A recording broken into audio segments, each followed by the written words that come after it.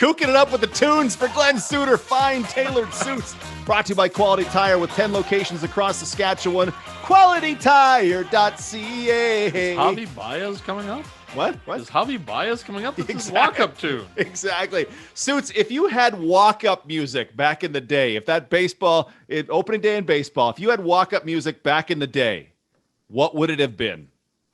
Well, back then when I was playing, it may have been some Motown, maybe even some Sugar Hill Gang, because, hanging out with all the DBs. But as time went on and I evolved to to country music, anything with Garth. That wasn't Garth. I didn't hear Garth there on the. That wasn't Garth. I don't think. I've never heard that song. Mark's cooking it up. Mark's doing a little.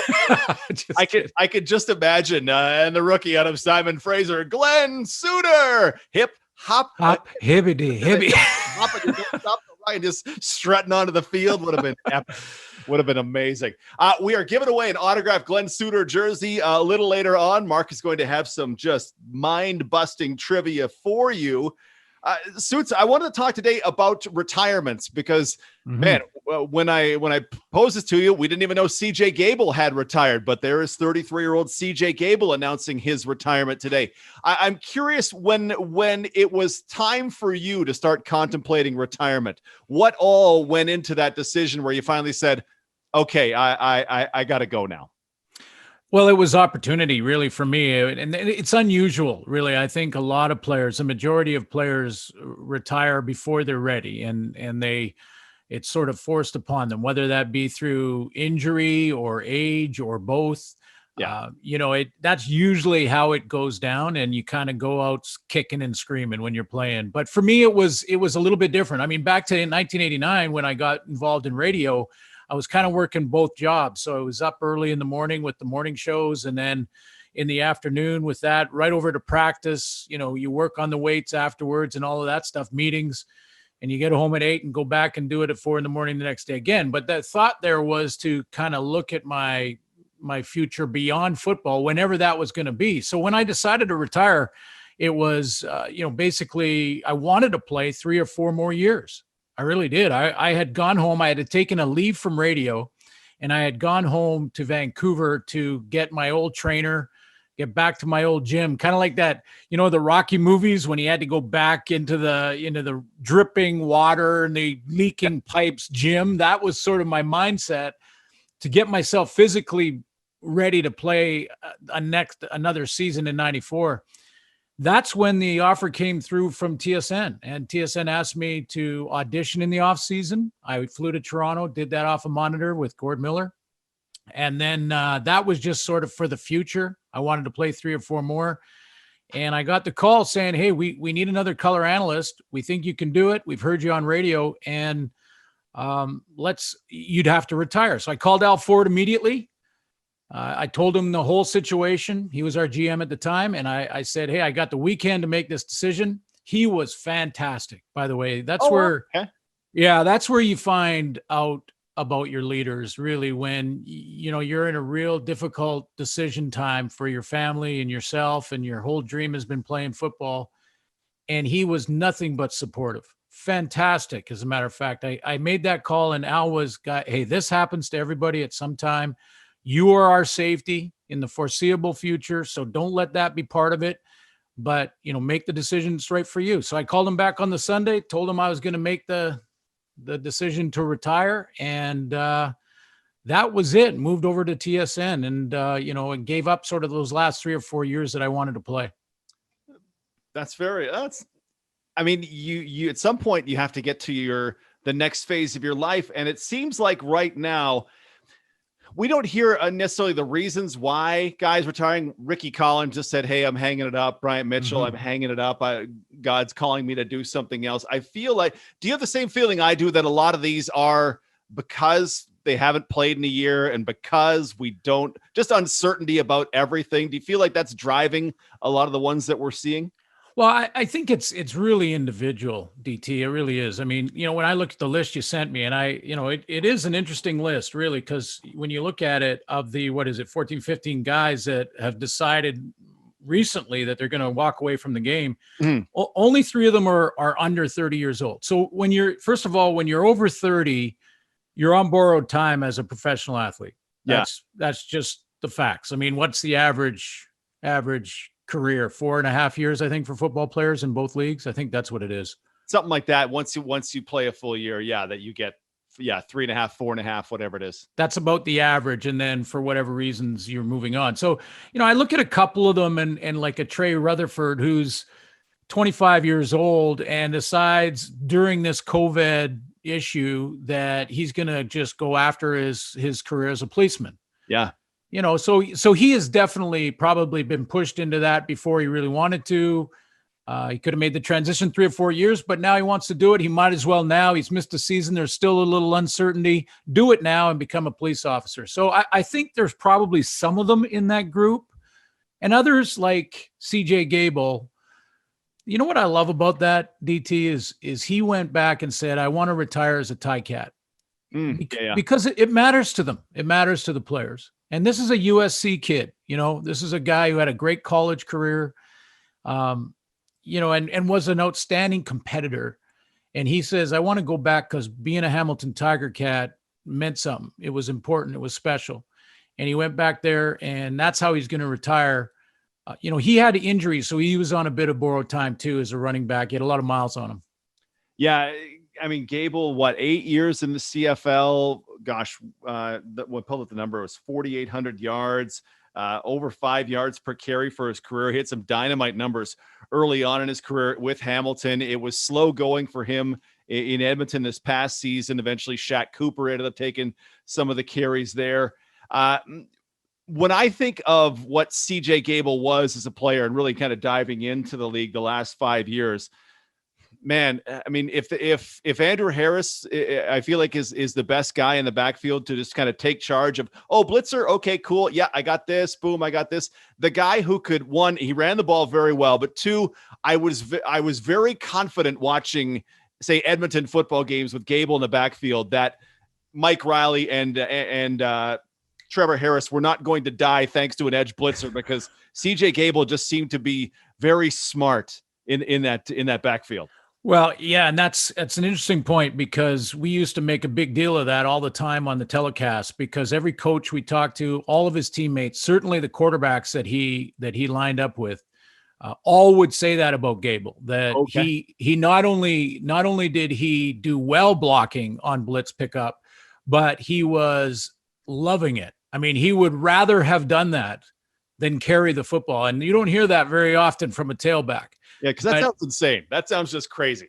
Yeah, it was sincere. Yeah, totally sincere. So, I think if you would have thought about, I never got a chance to sit in the locker room and be a teammate of CJ Gable's, but it sounds like he would have been one of those guys that you'd want to be his teammate because he loved the dirty work. He was going to get his nose dirty, get in there. So when he handed the ball, and was there a better running back in the league in the last 10 years with the spin move than CJ Gable? I'm going to go to maybe Shakir Bell, but we're going pretty far. We're going for the deep cuts if I say Shakir Bell. No, it's CJ Gable. Yeah. Yeah. Andrew has a nice stiff arm. I think Andrew Harris has really gone with that stiff arm as sort of his signature thing. Yeah, but the spin move was CJ, I think. Yeah, I'm with you on that one 100%. Nobody makes tacklers miss like Andrew Harris, but it doesn't do it in that way. He does it in a different way. So we're poor for losing CJ Gable, but it's one of those positions in the Canadian Football League where especially now, I feel like if you make any kind of money at a running back as an American and you're not William Stanback level, you're going to be at risk at this time. Terrell Sutton is another name on the list of guys who retired, a guy who had a lengthy career and did nice things in there. But if you're going to trim back the salary cap and you can take money from some position, I feel like it's going to be running back, and you just feel like you can go get one from America. Yeah, I think you could say that about some, in the linebacking position. You could probably say that about DBs. I think you can find a special receiver at times, so maybe that you don't put them in that same category.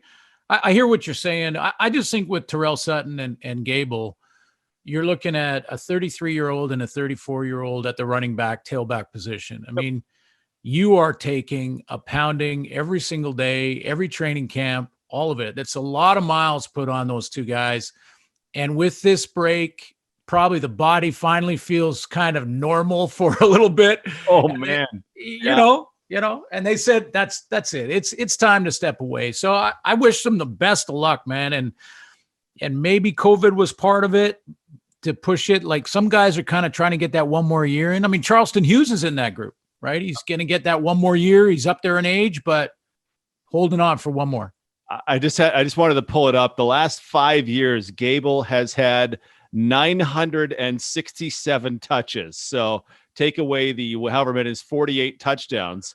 That's a lot of hits just on the balls that he carried. That's man, that's a good career. 5.3 yards per carry, very nice yards after contact. CJ Gable retiring as a one-day Hamilton Tiger Cat. It's a nice move from him. It is 5:40. Suits and I are going to do, and Mitchell Blair will chime in as well. We're going to dive into this list of retirements. Man, Delvin Breaux, Tommy Campbell, Ricky Collins, Solomon Elimimian for Reiner fans, and talk about which ones do we think are the most damaging to the teams from whom they retired. Plus, Mark Harrison has Glenn Suitor trivia to give away a free Suits jersey. We will do that on the other side of the break as we continue with Glenn Suitor right here on the SportsCage. All right, it's time for Glenn Suitor trivia. We're giving away an autographed Suits jersey, top of the line Suits jersey. Zinger has left us a just vicious trivia question. Yeah, I got two here. Okay. I got two to choose from. I'm only going to give you one. Yeah, just pick whichever one's your favorite. Pick which one's harder, maybe. Or yeah, I like it. We've been brutalizing people with trivia. We'll see if Suits knows the answer to this one as well. 306-936-6262 out of town. 1-866-767-0620. If you are first in with the answer, you will win an autographed Glenn Suitor jersey. Mark, what is the trivia question for today? Right, here we go. So, question is from 1965 to 1984. Ron Lancaster and his family lived in a house on what street? Oh, I know. In Regina. On what street did Ron Lancaster live in Regina from 65 to 84? 65 to 84. Suits, don't tell us, but do you know the answer? Not a shot. All right. Suits, you don't win your jersey. Yeah, Suits, you cannot have a Glenn Suitor jersey today. Then. Yeah. That's why. So can I give a hint? No, not yet. Okay, not yet. But we will get down. If I don't have any calls in like a minute or two. Okay, well, there's one faction of Regina that'll get this. The other probably doesn't even realize it exists. So.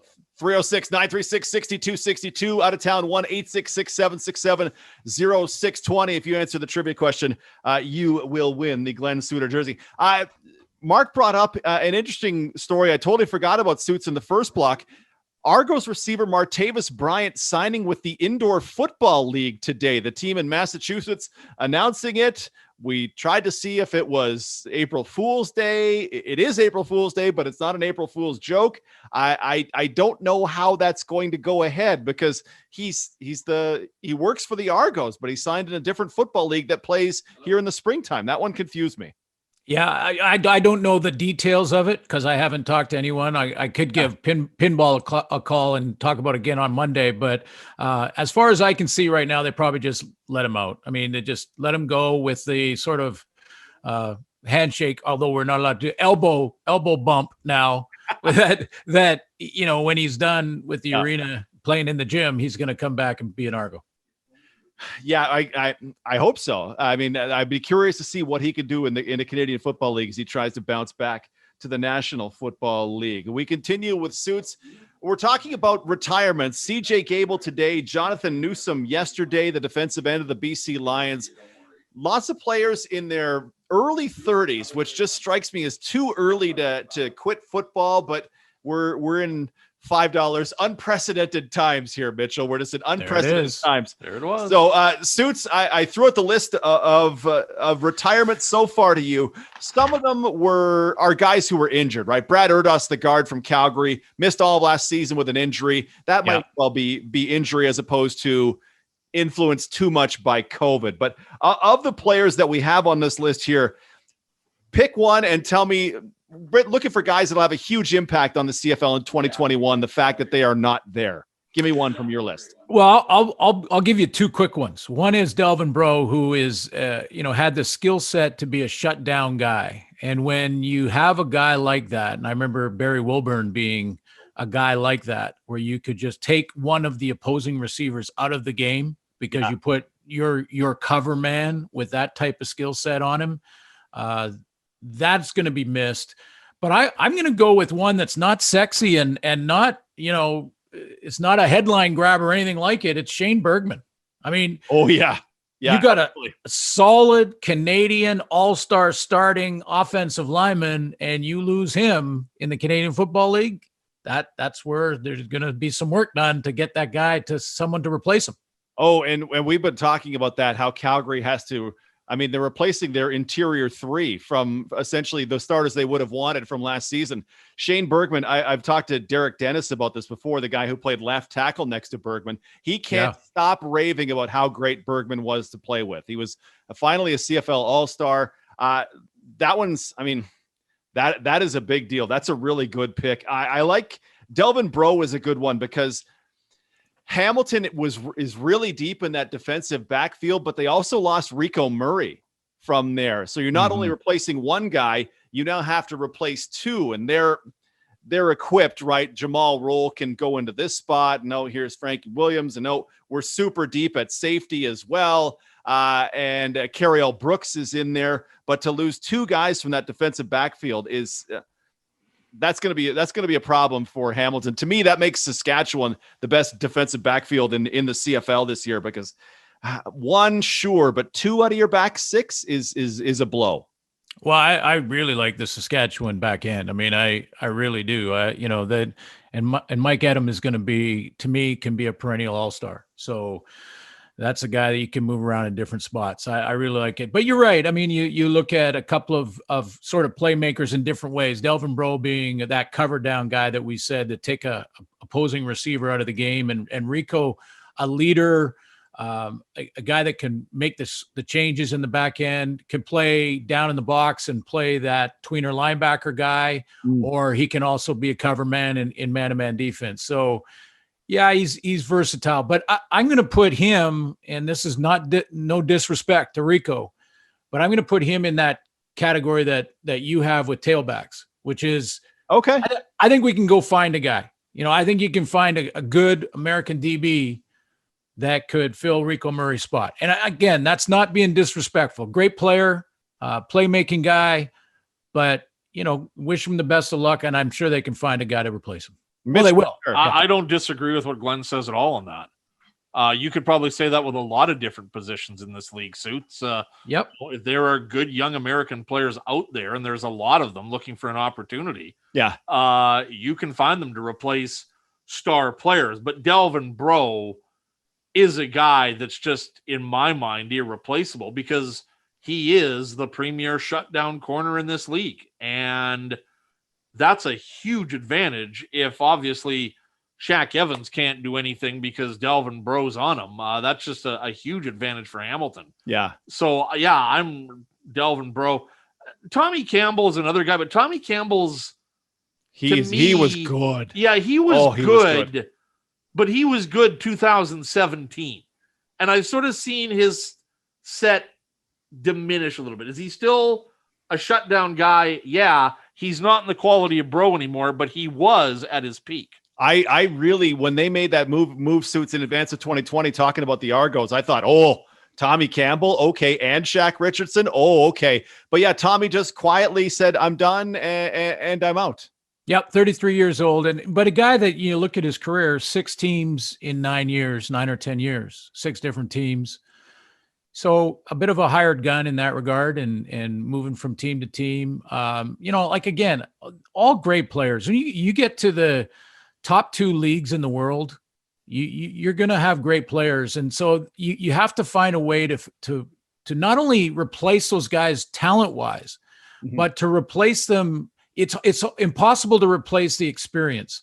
So yes, now you might wait for a DB. You might wait half a season and a couple of DB touchdowns over his head before he figures out that, hey, they can come and motion at me. Whoa, what's this all about?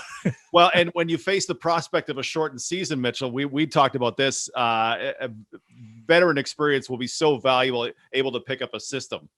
Oh, yeah, I agree on that. Yeah. Suits, getting back to Tommy Campbell. Yeah. Is he a modern day Dwight Anderson in your mind? Take away the chirping aspect. Well, that's a Hired gun. Yeah, I can see it in that regard. I think, but Dwight had he was such that trash. I mean, Tommy Campbell did it differently than, I don't know. I think it's a bit of a stretch. Different. I just say that without the chirping, because they were both that shutdown guy that were hired guns that bounced around the league. Yeah. And there are guys like that, right? They every time free agency comes along, and certainly since they've had the 1-year contract change, which is over the last few years, guys like that are just saying, hey, if I can make another 10 grand or 20 grand somewhere else, I'm going to try and do it. And they sort of move around. I mean, I think to be great secondary, if you can keep them together for 2-3 years, now you got a great group, because you're going to have the talent. The talent is already there. Talent's there on all the teams. Yeah. The question in the secondary and the O-line is always the same. Will they be able to come together, play with great confidence and experience? Because if one goes the wrong way, all five break down. Yep. Here's another one from the list of CFL retirements, Suits, that I think actually does make a big impact. And you mentioned him earlier. Trey Rutherford leaving the Alouettes. I mean, he's moving on in his life. As you mentioned, he's going to be a police officer, but 25 years old, high draft pick, and started 18 games at guard for Montreal last year. That just strikes me as the kind of guy you figure you're going to have for 7 or 8 more years. And I mean, props to Trey for going, you know what? My life is going a different direction. But from strictly a Madden style GM perspective, I would be crushed to lose a guy like that. Yeah. That's the big one. And I circled him because I put beside his name on the sheet that you sent me, probably COVID rushed, right? Like this is the guy that said, one day I'm going to become a police officer. Then he sat for a year, probably did a lot of the training that's necessary to become a police officer. I've got a lot of friends that have gone through it, and same with the fire hall, and they go through all the training. They got to do all the first aid courses and, driving the different size trucks and those all take classes. So he probably took all of that. And then he said, you know what, my window is right here. So I'll take it. So that one will be missed. I mean, that's right in his prime, right? Yeah. And this one, and I'm just throwing this out there, and Mitchell, I'll get you on this too. Of this list of players, Ricky Collins Jr., Michael Clausen, I enjoyed Ettore Latanzio. The one that makes me the most sad is that Solomon Elimimian retired. I fully believe that guy had years left in him if he wanted to go. It was time to move on. But I as a CFL fan, I'm poor for not being able to watch Solomon. Whether he'd been here in green or not, I really wanted a few more years with him. Yeah. How does that saying go? With a guy like Solomon and leaving the game, you don't want to be sorry that he's gone, but just happy that you were able to see him play. Yep. And that's really how you look at him. I mean, that is a first ballot slam dunk Hall of Fame, one of the great linebackers of all time. I mean, I think, and you can go back in history and add him to the names like Dan Kepley and players like that. I mean, he's that type of player, 4-time All-Canadian champion, just stud linebacker and player. Most outstanding player one year is on defense. Nuts. Yeah. That's absolutely nuts. That one stings, Mitchell. Yeah, that one, I don't think we're fooling anybody. Solomon was on the downslope. Is he on the 14th or 15th hole? He was an all-star last year. Yeah, though. he was. In 19. Let's be clear. Yeah. Yes. Yeah.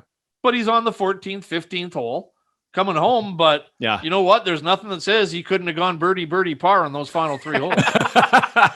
Well, it wouldn't have been from the lack of work ethic and lack of work. Yep. I mean, that was a guy that would never have sort of cruised through his final couple of years. I mean, DT, you just mentioned it.